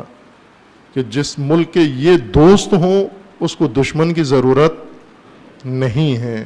برطانیہ اور امریکہ جیسے دوست جس ملک کے ہوں. اس وقت اندرونی مشکلات پاکستان کی بھی اوج پر ہیں، بیرونی مشکلات بھی ہیں. تاثر یہ دیا جاتا ہے کہ ان پر قابو پانے کی کوشش ہو رہی ہے، لیکن تھوڑا سا خطرہ سرحدوں پہ جب ہوتا ہے اور فوراً ہم درخواست لے کر امریکہ و برطانیہ کی طرف جاتے ہیں تو اس سے مزید احساس ضعف و کمزوری کا تاثر ملتا ہے. لیکن قوم کو لا تعلق نہیں رہنا چاہیے. سیاستدانوں کی اپنی دنیا ہے اور باقیوں کی اپنی دنیا ہے، لیکن ملک قوم کا ہوتا ہے اور قوم وارث ملک ہوتی ہے. باقی آتے جاتے رہتے ہیں، اپنی بولیاں بول کر اڑ کے چلے جاتے ہیں. بقول کسی شاعر کے کہ یہ چمن یوں ہی رہے گا اور ہزاروں جانور اپنی اپنی بولیاں سب بول کر اڑ جائیں گے. یہ چمن یوں ہی رہے گا. یہ چمن ایسا ہی رہنا ہے اور بہت سارے آئیں گے، بولیاں بول کر اڑ کے چلے جائیں گے. اور ابھی تک ہوا، آپ کی زندگیوں میں کتنے آئے بولیاں بول کر، ڈائلاگ بول کر اڑ کے چلے گئے، اور آج ان کی جگہ دوسرے بیٹھے ہوئے ہیں. اصل مملکت کے وارث قوم ہے، امت ہے، اور امت کے بھی مسائل ہیں، قوم کے بھی اپنے مسائل ہیں، روزمرہ کے مسائل، چھوٹے چھوٹے مسائل زندگی کے. ان میں الجھ کر مملکت کے امور سے لا تعلق نہ رہیں. جس طرح علامہ اقبال نے فرمایا تھا کہ وطن کی فکر کر ناداں، مصیبت آنے والی ہے. وطن کی فکر کر، مصیبت آنے والی ہے. تیری بربادیوں کے چرچے ہیں آسمانوں میں. یعنی ایوانوں میں، عالمی ایوانوں میں، عالمی تخت میں چرچے ہیں، تیری بربادیوں کے ذکر وہاں پر ہو رہے ہیں. وطن کی فکر کرنا داں مصیبت آنے والی ہے۔ دفاع مملکت کے لیے دونوں پہلو کی ضرورت ہے، اندرونی فتنے ختم ہوں اور بیرونی سرحدیں محفوظ ہوں، اور ہر دو کام عوام کی شراکت سے ہو۔ اگر عوام کو لا تعلق رکھ کے یہ کام ہوئے پھر کاذب کام ہیں، پھر نتیجہ دہندہ نہیں ہے۔ عوام کی شراکت سے یہ کام ہو تاکہ ملک اندر بھی محفوظ ہو اور باہر سرحدیں بھی محفوظ ہوں۔ اندرونی طور پر دہشت گردی اور کرپشن کو بتایا گیا ہے کہ یہ دو بڑے فتنے ہیں، اور دونوں کے لیے خاتمے کے لیے کوششیں ہو رہی ہیں، لیکن خوب آئے دن چیف جسٹس صاحب بھی بیان دیتے رہتے ہیں قومی ایکشن پلان کے بارے میں کہ مذاق بنا لیا گیا ہے، فلاں بنا لیا گیا ہے۔ خود عدلیہ کے بیانات پڑھتا ہے آدمی اس دفاع کے بارے میں تو تعجب ہوتا ہے کہ عدلیہ کیا کہہ رہی ہے اور باقی اخبار میڈیا کیا کہہ رہا۔ دہشت گردی، کرپشن بھی ایسا ہی ہے، دہشت گردی بھی، کہ یہ دو عنصر ختم ہوں تو ظاہر ہے ملک میں امن کی فضا ہو سکتی ہے۔ ان کو ختم کرنے کے لیے اشارہ کیا تھا کہ قانون ہے کہ آپ فساد یا بیماری یا کسی بھی فتنے کے اسباب ختم کریں۔ اگر اس کے آپ نے نتائج کے خلاف جنگ کی اور اسباب کو نظر انداز کر دیا، یہ فتنہ دوبارہ تازہ دم ہو کے اٹھے گا۔ دہشت گردوں کے خلاف کارروائی سے دہشت گردی ختم نہیں ہوگی جب تک دہشت گردی کے خلاف کارروائی نہ ہو۔ دہشت گردی کہاں سے پھوٹتی ہے، کہاں سے جنم لیتی ہے، کہاں سے پیدا ہوئی، ان اسباب کو نظر میں رکھا جائے۔ اشارہ کیا تھا میں نے آپ کی خدمت میں کہ پاکستان میں بالخصوص اور دنیا میں بھی ایسا ہی ہے، دہشت گردی خصوصاً جو مذہبی طبقے کو دہشت گردی کے میدان میں اتارا گیا ہے اور ان کی بے وقوفی سے فائدہ اٹھایا گیا ہے، ان کے تعصب سے فائدہ اٹھایا گیا، ان کی نادانی سے فائدہ اٹھایا گیا اور ان کی کمزوریوں سے فائدہ اٹھایا گیا ہے۔ اور آج دہشت گردی کا سارا ہار ان کے گردن میں ڈال دیا گیا کہ فقط یہ طبقہ ذمہ دار ہے دہشت گردی کا۔ اس سے دہشت گردی ختم نہیں ہوگی، چونکہ خود تشخیص، اسباب کی تشخیص میں کوئی تھنک ٹینک نہیں نظر آتا جو بیٹھ کر سائنسی اصولوں پر، علمی اصولوں پر مسئلے کا جائزہ لے۔ یہ خلا ہے پاکستان کے اندر۔ دیگر ممالک میں یہ پروجیکٹ یونیورسٹیز کو دیے جاتے ہیں، اسکالرز موجود ہیں، وہ آ کر مثلاً فرض کر لیں اقتصادی بحران اگر پیدا ہو گیا ہے تو بینکوں کو نہیں کہا جاتا کہ بینک اقتصادی بحران کو کنٹرول کریں، چونکہ بینک اجرائی شعبہ ہے اقتصاد کا، تھنک ٹینک کا نام نہیں ہے بینک۔ بینک جب بھی بینک کے حوالے کیا جائے کہ آپ ملکی اقتصاد کو سنواریں، یہ تباہ کر دے گا، بینک خراب کر دے گا کام۔ کون یہ کام کرے؟ اسکالرز، ماہرین، اقتصادیات کے ماہر اسکالرز، وہ بیٹھیں، وہ جائزہ لیں، معاشیات کے ماہرین، معیشت کے ماہرین، وہ بیٹھ کر جائزہ لیں کہ کیا اسباب ہیں، کیوں معیشت ہماری تباہ ہے، نابود ہے، خراب ہے، اور نشاندہی کریں، نشاندہی کر کے پھر وہ سسٹم کو دیں کہ یہ وہ امور ہیں جن پر آپ قابو پائیں، یہ وہ امور ہیں جنہیں آپ پابندی لگائیں، یہ وہ امور ہیں جنہیں تبدیل کریں آپ۔ اسی طرح دفاعی امور ہیں، دفاعی امور بھی اگر آپ سیدھا فرض کریں پولیس کو دے دیں کہ پولیس امن قائم کرے، نہیں کر سکتی جب تک پیچھے اسکالرز بیٹھ کر پولیس کو ایک نقشہ، اسٹریٹجی بنا کے نہ دیں، جب تک اسکالرز بیٹھ کر مطالعہ نہ کریں، اسٹڈی نہ کریں کہ کیوں ملک کے اندر ناامنی ہے، کیوں ملک کے اندر چوری ڈکیتی زیادہ ہے، کیوں ملک کے اندر فساد زیادہ ہے، کیوں ملک کے اندر کرپشن زیادہ ہے، اس کا جائزہ لیں کیوں ہے۔ جب وہ اسباب کی نشاندہی کریں گے، یعنی اس شعبے کا نام ہوتا ہے پیتھولوجی، جس کی کمی ہے اور جس کے بغیر علاج ہو رہا ہے، اور پیتھولوجی کے بغیر علاج یقینی نہیں ہوتا کہ کون سی رگ کاٹ دیں گے۔ کبھی ہوتا ہے لوگ جاتے ہیں.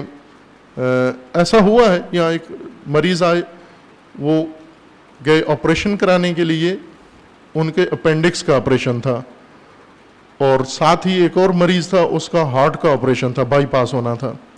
تو دونوں بیڈ پہ تھے, ایک کو اور تھیٹر میں لے جانا تھا, دوسرے کو دوسرے تھیٹر میں لے جانا تھا. تو چونکہ دونوں کا آپریشن ہونا ہے, اپینڈکس والے کا دل جا کے آپریشن کر دیا اور دل والے کا اپینڈکس نکال دیا جا کر. یہ ہوا ہے یہاں پر اسپتالوں میں, اور آئے دن ہو بھی رہا ہے. پیتھالوجی اس شعبے کو کہتے ہیں جو امراض کی پہچان کرتا ہے, شناخت کرتا ہے. روزانہ آپ کا سروکار ہے, یا آپ کا یا آپ کے خاندان والوں کا, آپ کوئی بندہ مریض ہوتا ہے, اسے لے کے ڈاکٹر کے پاس جاتے ہیں, فزیشین کے پاس, وہ ٹیسٹ لکھ کے دے دیتا ہے کہ یہ چیزیں اس کی معائنہ کرواؤ. فوراً آپ لے کر لیبارٹری میں جاتے ہیں, وہاں پر وہ اس کے جسم کا متعلقہ خون لے کے, کوئی چیز لے کے ٹیسٹ کرتے ہیں. چند دنوں کے بعد اس کا جواب دیتے ہیں کہ یہ چیزیں اس کے جسم میں پائی گئی ہیں, دیکھی گئی ہیں, پازیٹیو ہیں, نیگیٹو ہیں. اس کے مطابق پھر وہ رپورٹ جاتی ہے دوبارہ فزیشین کے پاس کہ کیا کشف ہوا, پیتھالوجی نے کیا بتایا, نشاندہی کیا کی لیبارٹری نے. پھر وہ دوبارہ دوا تجویز کرتا ہے, اس وقت آپریشن سجیسٹ کرتا ہے, اس وقت میڈیسن تجویز کرتا ہے. پہلے ہی حکیموں کی طرح نبض دیکھتے ہی اس کو پھکی نہیں دے دیتا. یہ پرانا طریقہ تھا کہ آنکھیں دیکھ کے پھکی دے دینا, نبض دیکھ کے پھکی دے دینا, اور اس طرح کے دیگر مسائل. بعض ہیں یا پیر لوگ ہوتے ہیں, قسمت بتانے والے, تقدیر بتانے والے. کسی شخص نے وہ قسمت بتاتا تھا سب کو کہ تمہاری قسمت میں کیا لکھا ہے. تو قسمت اپنی پوچھنے کے لیے گیا, جا کر اس نے کہا کہ بتاؤ میری قسمت میں مثلا کتنے بچے ہیں, اور ابھی جو میرا بچہ پیدا ہوگا کون سا ہوگا. اس نے کہا تیری قسمت میں بیٹا لکھا ہوا ہے, اور ان قریب تیرا بیٹا پیدا ہوگا, تجھے خوشی ہوگی. تو اس نے کہا میری قسمت میں کہاں سے بیٹا آ گیا جبکہ میں نے شادی نہیں کی ہے. یہ کیسی تقدیر آپ مجھے بتا رہے ہو کہ میں نے ابھی شادی نہیں کی ہے تو قسمت میں بیٹا کہاں سے آ گیا. پیروں کی طرح, حکیموں کی طرح نبضیں دیکھ کر بیماری تشخیص دینا غلطی ہے, یہ درست نہیں ہے یہ کام.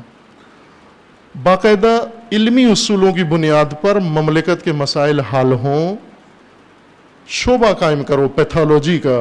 Pathology social pathology, medical pathology ہے, سوشل پیتھالوجی نہیں ہے. پورے پاکستان کے اندر نہیں ہے. ایک یونیورسٹی میں, کراچی یونیورسٹی میں ایک نشست کے اندر میں نے یہی تجویز, چونکہ وہی موقع تھا مناسب اس تجویز کا کہ آپ اس یونیورسٹی کے اندر فیکلٹی قائم کرو سوشل پیتھالوجی کی. ان کے یونیورسٹی کے وائس چانسلر خدا خوش رکھے, انہیں بڑی اچھی علمی شخصیت ہیں, انہوں نے اتفاق کیا. بعد میں پروگرام کے بعد, نشست کے بعد پھر الگ سے ٹائم لیا اور ملے, تو کہنے لگے کہ میں پہلی دفعہ متوجہ ہوا ہوں اور اس نقطے کی طرف, اور یہ بہت اہم ضروری نقطہ ہے. لیکن آپ کو معلوم ہے کہ ہمارا جو یونیورسٹیز کا شعبوں کا جو بیوروکریسی نظام ہے, فیکلٹی قائم کرنا وہ بہت دشوار کام ہے. قیامت آ جائے گی یہ فیکلٹی, قانون اس کا پاس ہوگا, وہاں جائے گی, تصویب ہوگی, فلاں ہوگا, تو پھر جا کر ہم اگر رسمی طور پر کریں تو اتنا عرصہ لگ جائے گا. انہوں نے یہ کہا کہ آپ اگر ہماری مدد کریں, ہم غیر رسمی طور پر اس یونیورسٹی میں یہ شعبہ قائم کرتے ہیں یونیورسٹی ٹیچرز کی مدد سے, لیکن ہمیں کچھ پتہ نہیں ہے. پہلی دفعہ تو ہم نے اصطلاح سنی ہے سوشل پیتھالوجی کی, ضرورت سمجھ گئے ہیں, بات سمجھ گئے ہیں کہ یہ ہماری بنیادی ضرورت ہے. رسمن قائم کرتے انہوں نے کہا پیچیدہ راستہ ہے بہت, اور مایوسی کا اظہار کیا کہ نہیں ہو سکتی قائم. غیر رسمی طور پر ہو سکتی ہے کہ ہم آپس میں تعاون کر کے, کوارڈینیشن کر کے اس کو شروع کر سکتے ہیں. اپنی آمادگی کا اظہار کیا انہوں نے کہ آپ اگر تعاون کریں تو ہم یہ کام کر سکتے ہیں. خوب بارکیف ہم نے بھی جو طالب علمانہ, وہ تو doctors, P H D scholar سے واقعاً اہل علم لوگ تھے. اب ہماری کیا حیثیت تھی, ایک طالب علم چھوٹا سا معمولی سا. باہر کے جو طالب علمانہ ہو سکتا تھا عہد ہم نے بھی کیا کہ ٹھیک ہے اگر آپ چاہیں تو ہم حاضر ہیں، لیکن وہ ظاہر ہے پھر غیر رسمی کام کرنا بھی پاکستان میں آسان نہیں ہے، جب بہت سارے اور امور بیچ میں آتے ہیں، یہ ہوا نہیں یہ کام، لیکن اس کی ضرورت ہے، ظاہر ہے حکومتی ضرورت ہے، حکومت یہ شعبہ قائم کرے۔ سوشل پیتھالوجی یونیورسٹی کے اساتذہ، سوشل سائنسز کے ماہرین scientist, society scientist, physics chemistry ریاضی کے نہیں، انہیں نہیں پتا سوسائٹی میں کیا ہو رہا ہے، اور دوسرے بھی نہیں، فقط سوشل سائنٹسٹ تلاش کرے اور جو سوسائٹی کو سمجھتے ہیں، جن کا کام ہی سوسائٹی کی نبضیں سمجھنا ہے، درد سمجھنا ہے، ان کو جمع کر کے سوشل پیتھالوجی قائم کریں، اس کے اندر ملک میں موجود خرابیاں، فساد، الجھن، اس کو ان کو موقع دیں، ٹاسک دیں کہ یہ مطالعہ کر کے ہمیں بتائیں کیا اسباب ہیں، کیا وجوہات ہیں، پاکستان کی سوسائٹی کیوں نامتوازن و ناپائیدار، اور اس کے اندر کیوں یہ فتنے کھڑے ہوتے ہیں، کیوں دہشت گردی پیدا ہوتی ہے، کیوں فرقہ واریت ہوتی ہے، کیوں یہ کام سب ہوتا ہے۔ وہ نشاندہی کریں، مطالعہ کریں اور بتائیں دقت کے ساتھ۔ عزیزان، اگر یہ کام نہیں ہوتا، اس کی ضرورت نہیں سمجھی جاتی کہ پاکستانی مزاج بھی نہیں ہے کہ سکالرز کے ذریعے سے کوئی کام ہو۔ سکالرز کا جو گیپ ہے، خلا، وہ خطیبوں نے پر کیا ہوا ہے۔ آپ خود دیکھ لیں کہ شیعہ مذہب کے سکالرز جو آپ کے سامنے ہیں سارے، کبھی ان کی تعلیم پوچھ لیں کتنی تعلیم ہے، یہ جو آپ کو دین سکھاتے ہیں ممبروں پر بیٹھ کر، آپ امتحان لیں، دین جو انسانی زندگی کی مشکل ترین فیکلٹی، سب سے پیچیدہ، گہری اور مشکل علم و سائنس ہے، وہ دین ہے، سب سے مشکل علم۔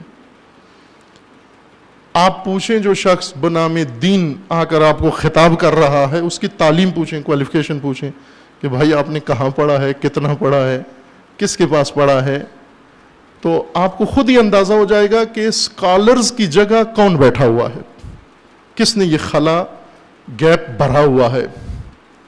ڈاکٹرز کی جگہ پر عطائی لوگ بیٹھ جائیں، وکیلوں کی جگہ پر ویسے آڑتی بیٹھ جائیں آ کر، بیرسٹر نہ ہو ویسے پنچایتی لوگ آ کے بیٹھ جائیں اور وہ ملکی قانونی مسائل حل کرنا شروع کریں، اور ڈاکٹر اور پروفیسرز کی جگہ پر آ جائیں دوسرے آڑتی لوگ آ کے بیٹھ جائیں، تو یہ تباہی ہوگی۔ دین کے مقام پر آ کر ایسا طبقہ بیٹھ جائے، یہ خلا ہے، یہ کمی ہے پاکستان کے اندر کہ کوئی کام بھی سائنٹیفک مطالعہ کے ذریعے شروع نہیں ہوتا، نہ معیشت کے لیے، نہ ملکی ترقی کے لیے، نہ دفاع کے لیے، نہ کسی اور شعبے میں اس کی ضرورت نہیں سمجھی جاتی۔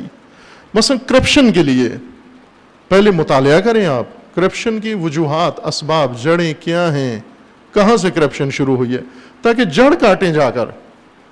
اگر ایک کرپٹ آدمی پکڑ لیا، او جی کرپٹ آدمی پکڑ لیا، فلاں پکڑا گیا، اتنے کروڑ کا گھپلا کیا اس نے، قوم خوش ہو جاتی ہے، ساری کرپشن پاکستان میں صاف ہو گئی۔ ہو سکتا ہے یہ کہ کتنے ڈاکو روز مارے جاتے ہیں، ڈاکہ ختم ہو گیا ہے؟ کتنے ڈاکو، یہ علاقہ گوجرانوالا کا اور شیخو پورہ یہ معروف ہے ڈکیتیوں میں، وہ کتنے ڈاکو یہیں سے پکڑے جاتے ہیں، مارے جاتے ہیں، تو کیا خطرہ ٹل گیا ہے؟ ڈاکہ ختم ہو گیا، ڈاکو مر گئے سارے، ڈکیتیاں نہیں ہوں گی ابھی؟ دہشت گردی بھی ایسے ہی ہے، اگر دہشت گرد پکڑے جائیں، مار دیے جائیں، دہشت گردی ختم نہیں ہوگی جب تک دہشت گردی کی جڑیں نہیں کٹیں گی۔ دہشت گردی کی جڑیں وہ پولیس کو نہیں معلوم، وہ فوج کو نہیں معلوم، وہ سکالرز، کون سے سکالرز؟ سوسائٹی سکالرز، سائنٹسٹ جنہوں نے علم پڑھا ہی معاشرے کا علم پڑھا ہے، سوسائٹی کا علم پڑھا ہے۔ انڈسٹری چلانے والوں کو نہیں پتا سوسائٹی کیا ہوتی ہے، انڈسٹریلز کو نہیں پتا، ایک انجینئر کو نہیں پتا سوسائٹی کیا ہوتی ہے، ایک ڈاکٹر کو نہیں پتا سوسائٹی کیا ہوتی ہے، اسے پتا ہے بلڈنگ کیا ہوتی ہے، ڈاکٹر کو یہ پتا ہے انسانی باڈی کیا ہوتی ہے۔ یہ میڈیکل پیتھالوجی کروا سکتا ہے لیکن سوشل پیتھالوجی نہیں کرا سکتا۔ اور یوں بھی نہیں کہ کوئی کسی مدرسے کا عربی پڑھا ہوا ہو تو وہ بھی اسکالر بن جائے، سوسائٹی کا وہ بھی سائنٹسٹ بن جائے، نا، یہ کام، یہ گیپ ہے، یہ خلا ہے. اور اس کے بغیر اگر ایک مریض گیا، اسے کہتے ہیں یہ آپریشن کرانا ہے، اس کا کیا آپریشن ہے، یہ واقعہ میں آپ کو عملاً بتاتا ہوں. یہی ایک عزیز ہیں یہاں کبھی کبھار حاضر ہوتے ہیں، یہ سنا ہوا واقعہ نہیں ہے، خود ہمارے اپنے عزیزوں کا ایک واقعہ ہے. انہیں ڈاکٹرز نے گئے چیک کروایا جا کر معائنہ کیے بغیر، نبض دیکھ کے ڈاکٹر نے کہا جی کہ تمہارے دماغ کے اندر ٹیومر ہے، جوان آدمی کو، اور تمہاری زندگی بالکل ختم ہے، اور جو کوئی وصیتیں ہیں کر دو، اور جو حسرتیں ہیں وہ پوری کر لو کہ یہ ٹیومر قابل علاج نہیں ہے. تو وہ واقعاً مریض ہو گیا، اتنا پریشان ہوا. اور مشکل یہ بات یہ ہے کہ ماں باپ کا اکلوتا ہے، کوئی اور بھی بہن بھائی اس کا نہیں ہے. اب آپ خود دیکھ لیں گے ایسا بچہ جو اکلوتا ہو اور اس کو اس طرح کی بات سنائی جائے تو کیا گزرتی ہوگی ماں باپ کے اوپر. پریشان ہوئے، کافی وقت کے بعد پتہ چلا ہمیں کہ اس طرح کا. تو پوچھا ان سے کہ بھائی یہ کس نے بتایا آپ کو کہ ٹیومر ہے؟ کہا فلاں ڈاکٹر نے بتایا، اس نے بتایا. کسی نے کوئی ٹیسٹ لیا، کوئی معائنہ کیا، کسی نے کوئی آپ کو ایکس رے وغیرہ کروایا؟ کہا نہیں، انہوں نے علامتیں دیکھ کے بتا دیا کہ ٹیومر ہے آپ کے مغز کے اندر اور خطرناک ہے اور پٹنے والا ہے. دوسرے چند دوستوں سے کہا کہ انہیں لے جاؤ کسی اور جگہ پر، جا کر ان کا معائنہ کرواؤ. گئے، جا کر ان کا معائنہ کروایا، وہاں ایم آر آئی کروایا اور جو سائنٹیفک ٹیسٹ ہوتے ہیں، یعنی پیتھولوجی، اس مرحلے سے گزرے. انہوں نے کہا ان کو کچھ بھی نہیں ہے، کچھ بھی نہیں ہے ان کو، صرف یہ ناک بند ہوتا ہے ان کا تو انہیں سانس کی تکلیف ہوتی ہے، باقی انہیں کچھ بھی نہیں ہے. ان کے اپنے بقول کہ یہ رپورٹ لے کر جس میں لکھا ہوا تھا کچھ بھی نہیں ہے ان کو، بالکل صحیح سالم اور فٹ ہیں، یہ گئے ڈاکٹر کے پاس. ڈاکٹر صاحب نے دیکھا، کہا کہ ہاں بھائی رپورٹ تو بالکل کلیئر ہے آپ کی، کچھ بھی نہیں ہے اس میں، لیکن ویسے ہی آپ آپریشن کرا لیں مغز کا. کہہ رہے تھے دماغ کا آپریشن کرا لیں آپ اپنا. تو یہ حیران ہوئے کہ ڈاکٹر صاحب میں کس چیز کا آپریشن کرا لوں، جب رپورٹ کہہ رہی ہے کہ مجھے کچھ بھی نہیں ہے. کہتے ہیں ہاں ٹھیک ہے، آپ بھی ٹھیک کہتے ہیں، جب کچھ نہیں ہے تو پھر، لیکن ویسے میری مشورہ ہے کہ کرا لیں احتیاطاً آپ، یعنی ڈاکٹر کا بھلا ہو جائے، آپ آپریشن کرا لیں، آپ بچتے ہیں نہ بچیں وہ کوئی مسئلہ نہیں ہے. اگر یہ کام نہ ہو، پیتھولوجی نہ ہو، پیتھولوجی کے بغیر تشخیص دیں، مغز میں ٹیومر نکلے گا جبکہ مغز بالکل ٹھیک ہے. تشخیص دیے جائیں گے کہ کیا فلاں جگہ دہشت گردی کے عناصر ہیں، بھئی نہیں ہے، سالم ہے وہ حصہ، وہاں نہیں ہے دہشت گردی کے روٹس، کہیں اور ہیں، اور وہ پتہ ہے سب کو. لیکن ایک دفعہ یہ کام ہو جائے، سوشل پیتھولوجی صرف دہشت گردی اور کرپشن کے لیے نہیں بلکہ مملکت کی بقا ترقی کے لیے یہ ضروری ہے. خوب سوشل پیتھولوجی کے لیے سوشل سائنٹسٹ کی ضرورت ہے، سوشل سائنٹسٹ بنانے کے لیے سوشل سائنسز کی ضرورت ہے. سوشل سائنسز سے پاکستانیوں کو ذاتاً نفرت ہے،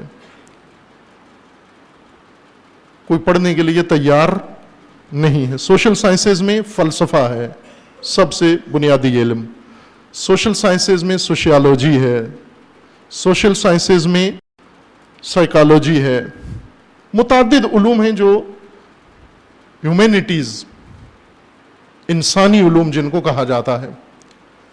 عزیزان، اگر ہم دیکھتے ہیں مغربی ممالک، ان کی سوسائٹی پابرجا ہے، ان کی انڈسٹری کی بنیاد پر نہیں ہے، کارخانوں نے ان سوسائٹی کو اتنا مستحکم نہیں کیا، ان کے سوسائٹی کے اصولوں نے ان کو پرامن کیا ہوا ہے.